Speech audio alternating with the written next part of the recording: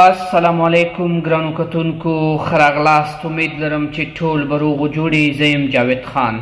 خوږو دوستانو، په دغه ورځو کې اکثره ملګري ویډیوګانې اچوي او اکثره ملګري موږ ته کمنټونه کوي، په واتساپ باندې میسیجونه پرېږدي چې د بولیویا هیواد بشري ویزې اعلان شوي دي او دغه ویزو ته په کومه طریقه باندې اپلای کیږي.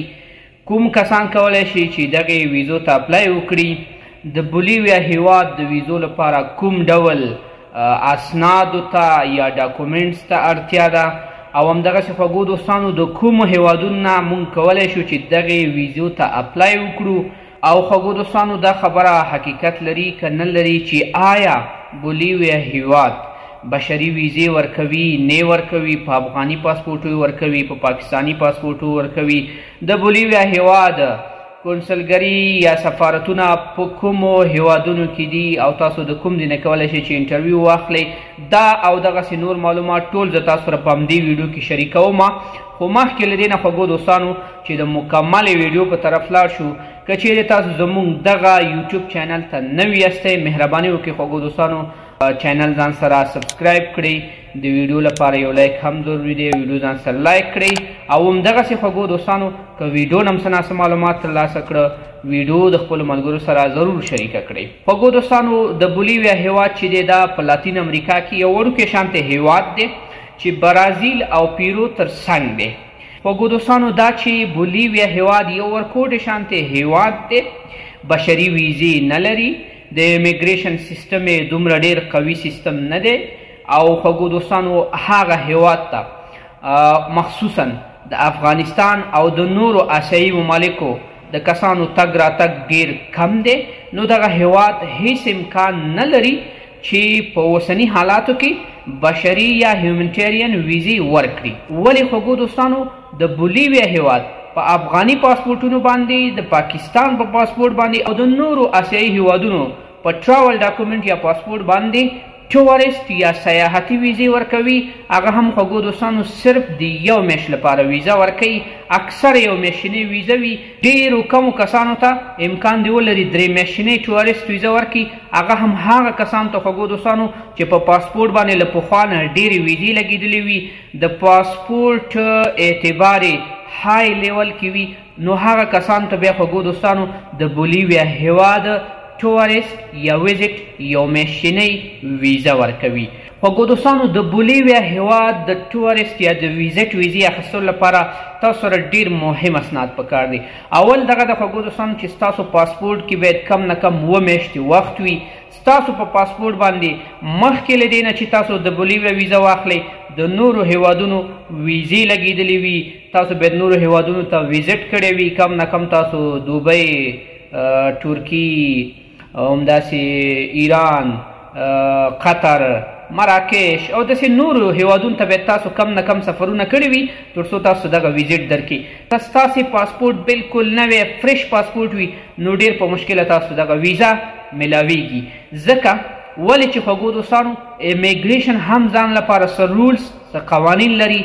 خامخا تاسو نه هلته پوښتنه کیږي چې تاسو فرش پاسپورټ هم واخیستو او ډایرکټ تاسو غواړئ چې بولیویا هیواد ته د ویزټ لپاره راشئ، نو دا هیڅ امکان نه لري. او همدغسې خوږو دوستانو، د پاسپورټ په خوا کې تاسو ځان لپاره یو ایټنري ورکه هم باید جوړه کړئ، یعنې خپل د سفر پلان جوړ کړئ چې کله تاسو بولیویا هیواد ته ځئ په یو میاشتنۍ ویزه باندې. دغه یو میاشتې په جریان کې به تاسو هلته څه کوئ، کوم ځایانو ته به ځئ، هغې لپاره باید تاسو پروف ولرئ، هوټل بوکینګ باید ولرئ. همدغسې خوږو دوستانو، د جاز ټکټ ریزرو باید ولرئ. دغه اسنادونه ټول چې ما تاسو ته یاد کړه دا ټول ضروري دي، دا ټول باید ځان لپاره برابر کړئ. همدغسې خوږو دوستانو، د بولیویا هیواد لپاره د ټولو نه مهم اسناد چې نن سبا افغانستان کې امکانات ډېر کم دي او دغه اسنادونه ډېری کسان نشي برابرولی چې هغه عبارت دی له بینک سټیټمنټ نه.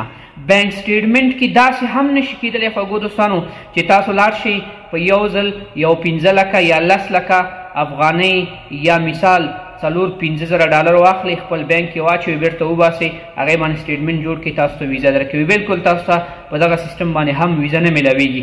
تاسو سره باید داسې بانک سټیټمنټ وي چې کم نه کم 1 کال چلیدلی وي.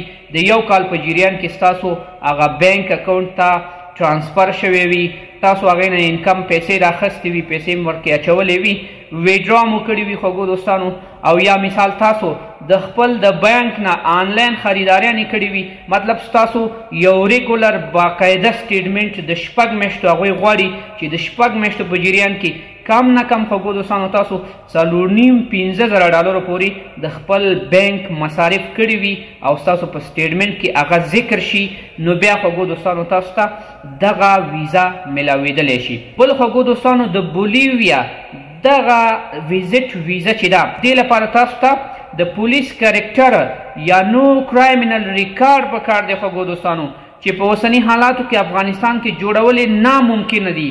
او که چیرته تاسو په نورو هیوادونو کې مثال پاکستان، ایران یا بل ځای کې افغانان اوسیږي، هغوی که چیرته دغه کرایمینل ریکارډ یا عدم مسؤلیت ورکه منظم ډول باندې جوړه نه کړي او د پولیسو د ادارې لخوا نه دا ثابته نشي، تاسو دا ورکه در نشي کړلی چې تاسو په افغانستان کې یا د افغانستان نه بهر کوم کرایمینل ریکارډ یا عدم مسؤلیت یا سابقه جرمي ونه لرئ، نو بیا تاسو ته دغه ویزا هم میلاویدلی شي.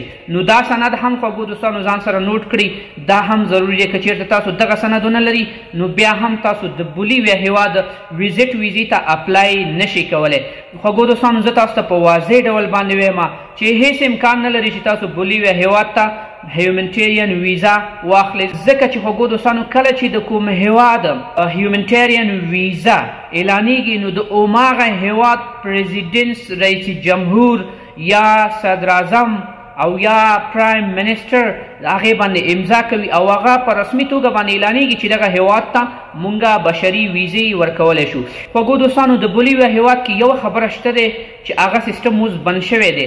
د 2021 کال نه مخکې د افغانستان او د پاکستان اتباع یا کسان چې به بولیویا هیواد ته ورتله آن ارایول به هغوی ته ویزا میلاویدله، یعنې مخکې نه به تاسو هیڅ ډاکومنټس نه برابرولو، صرف یو ټیکټ به م کولو یا به په ټرانزیټ باندې تاسو تلئ بولیویا هیواد ته، او چې کله تاسو هلته رسېدلی تاسو به د ویزټ ویزا درکوله. ولې خوږو دوستانو کله چې په غیر قانوني ډول باندې مهاجرت زیات شو، د افغانانو او د پاکستانیانو او د نورو هیوادونو خلک ډېر زیات چې کله بولیویا هیواد ته لاړله، د هغه ځای نه پیرو یا برازیل ته په غیر قانوني ډول باندې واوښته.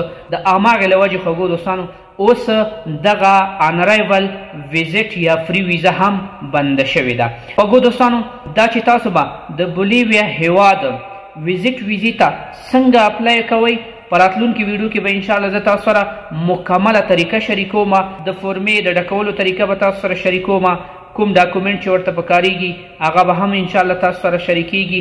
خوږو دوستانو په دې ویډیو کې ما صرف لنډ وغوښتل چې هغه دوستان چې تشویش لري او ډېرې پوښتنې کوي چې بولیویا هیواد بشري ویزې اعلان شوي دي، دا بالکل خوږو دوستانو یو فیک، یو جعلي اعلان دی، بالکل دروغ دی، حقیقت نه لري. خوږو دوستانو په راتلونکي ویډیو کې به انشاءالله زه تاسو ته د بولیویا هیواد مکمل طریقه کار درته ښیم چې تاسو دغه ویزټ ویزې ته څنګه اپلای وکړئ، په کومه طریقه اپلای وکړئ، ایمیل چیرته وکړئ او څومره وخت کې تاسو کولی شئ چې دغه ویزې ترلاسه کړئ. انشاءالله راتلونکي ویډیو به په همدې موضوع زه تاسو سره شریکوم. په دې ویډیو کې مې صرف تاسو ته یو لنډ معلومات برابر کړي تر څو تاسو وپوهیږئ چې د بولیویا هیواد بشري ویزې نشته دی، هیڅ چاته پې پیسې مه ورکوئ، هیڅ ځای کې پې اپلای مه کوئ خوږو دوستانو، او تاسو خپل وخت هم مه ضایع کوئ او تاسو خپلې پیسې هم مه خرابوئ. امید لرم خوږو دوستانو چې له دغې ویډیو نه به م څه ناڅه معلومات ترلاسه کړي وي. ویډیو د خپلو نورو ملګرو سره ضرور شریکه کړئ. مونږ په خپلو دعاګانو کې یاد ساتئ. ښه وخت، الله پامان.